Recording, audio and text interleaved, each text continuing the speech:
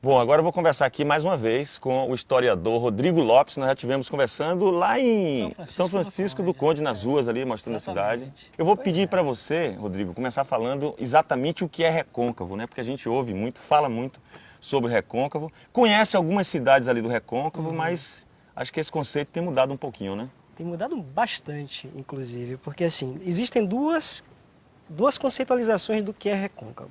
A gente parte da mais elementar, que é a conceituação geográfica. Então, recôncavo seria toda aquela região que faz limite com a Baía de Todos os Santos, que cerca Salvador. Então, o desenho côncavo. Até então Né, eu da achava Bahia. que era só por essa característica, né, que você podia chamar de Recôncavo. Pois Mas é, não, né? não, as coisas mudaram, porque a própria ocupação dessa região vai desenvolver ali uma cultura própria, em vários lugares diferentes, com variações, inclusive. Tanto é que hoje em dia a gente não chama mais de recôncavo, a gente diz que tem recôncavos. E o conceito histórico ficou até mais forte do que o conceito geográfico. Né? Porque assim, se a gente tomasse literalmente apenas a borda da Baía de Todos os Santos como o exemplo do que seria recôncavo, nós deixaríamos de fora muitas outras localidades que hoje fazem parte do recôncavo. E por que essas localidades então entraram nessa conceituação, nessa territorialização?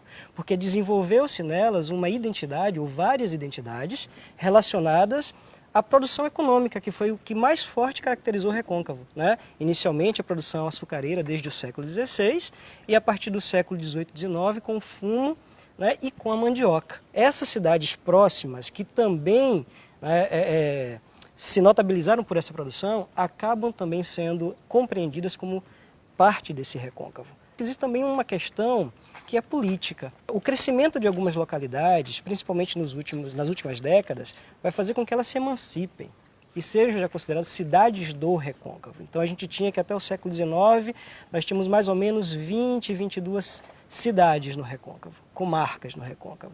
Hoje em dia a gente já tem 33. Então, assim, o Recôncavo está cada vez mais poderoso, né? Já foi muito mais. O recôncavo é a primeira zona de ocupação da Bahia desde que os portugueses chegam aqui, pela questão do solo. Qual é a primeira intenção dos portugueses para lucrarem com o Brasil explorando esse território? É a cana-de-açúcar. E qual é o solo que então vai se adaptar melhor ao cultivo de cana-de-açúcar? É o solo de Massapê, que existe nessas áreas do recôncavo mais próximas à Baía de Todos os Santos. Depois se descobre outros tipos de solo. Né? Tem um solo mais ácido, que se adequava melhor para a mandioca. Né? Tem outro solo mais arenoso, que se adequava melhor ao cultivo do fumo. Então vai se adaptando. Mas é a questão econômica realmente que caracteriza primeiro essa região. Então as comunidades que crescem no recôncavo, elas crescem ligadas, né, a essa produção. A gente está aqui numa fazenda, por exemplo, que foi um engenho de cana. Né? Então, assim, o aspecto arquitetônico, a riqueza que a gente vê dos detalhes dessas fazendas, remetem a gente à força econômica que essas atividades econômicas tinham e a que elas se dedicavam. Rodrigo, então não tem mais essa força que tinha antigamente econômica, né? Não tem. Qual é a força do Recôncavo hoje? Olha, a partir de 1940, 1950, com o petróleo, a gente vai ter o petróleo, os derivados de petróleo, né, como a força econômica principal do recôncavo. E desloca também um pouco o eixo central desse recôncavo, porque a gente tem o recôncavo norte, o recôncavo oeste, o recôncavo sul. Né? Então, com o petróleo, são as cidades do recôncavo norte, da região de São Francisco, de Candeias, etc., que começam a se notabilizar mais como centros de força econômica do recôncavo. E deixa um pouco mais marginalizadas as antigas cidades, como Cachoeira, né, como Santo Amaro, como Jaguaripe, que eram cidades que foram importantes desde o início da ocupação do recôncavo como grandes entrepostos comerciais, porque elas ficavam exatamente na foz de rios importantes que desembocavam na Baía de Todos os Santos e que proporcionavam então a entrada das pessoas da Bahia para os sertões. Então, Cachoeira era um grande entreposto, ela ficava na foz do Paraguaçu. Por ali se escoava, dali partiam rotas importantes que iam para o Piauí, que iam para Minas Gerais e que iam para o sertão da Bahia. Foi o auge dessas cidades, foi o auge da cana-de-açúcar, que já em meados do século XIX entra em decadência. Por quê? Porque existiam técnicas mais evoluídas de cultivo e processamento de cana no exterior que o Brasil não adotou, a Bahia não adotou. A Bahia sustentava o trabalho escravo, aquela que já estava mais ultrapassado. Sem falar no preço do açúcar no mercado internacional também que despenca.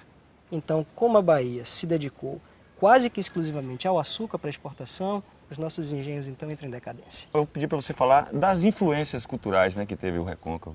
Cultura e identidade são duas coisas que elas surgem ou elas se formam a partir dos elementos que ocupam o lugar, o território, né?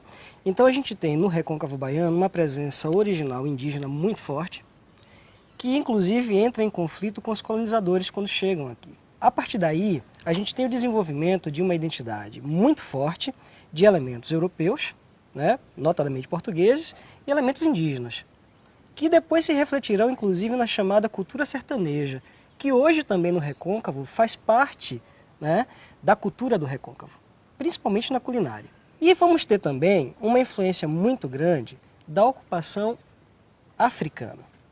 A maior parte dos africanos escravizados que vêm à Bahia, vêm para o Recôncavo, para trabalhar nos engenhos. Então, essa mistura clássica que a gente diz da cultura portuguesa, da cultura indígena e da cultura africana, no Recôncavo, esse amálgama é muito forte. Tanto é que o que a gente chama hoje de cultura baiana, a gente não remete a Salvador. Salvador era dependente do seu Recôncavo. Então a cultura baiana não é a cultura de Salvador, a cultura baiana é a que se desenvolveu no Recôncavo e que Salvador adota também como sua, porque Salvador, do ponto de vista geográfico, também faz parte desse Recôncavo. Mas a cultura que a gente tem hoje muito forte em Salvador, ela se desenvolve no Recôncavo. E Salvador adota isso e nós adotamos isso como cultura baiana. E nas manifestações culturais, assim, o que é que você pode destacar no Recôncavo?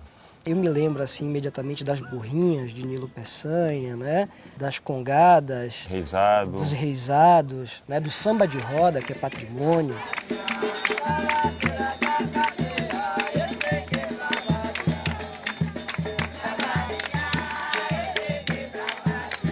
A gente não pode fugir de dizer que no Recôncavo também há uma tradição de religiosidade africana ou afro-brasileira muito forte.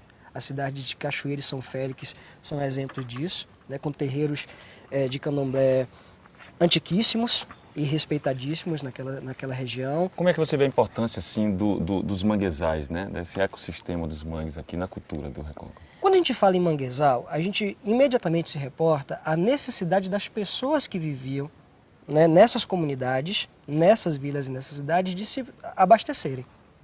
Então o manguezal é importante porque a gente tem comunidades que vivem do mangue. Marisqueiras, pescadores. Sobrevivem dali e que desde épocas imemoriais aqui da história do Brasil, da história da Bahia, eram pessoas que tinham uma alimentação deficiente e que tiravam do mangue a complementação que precisavam para terem saúde.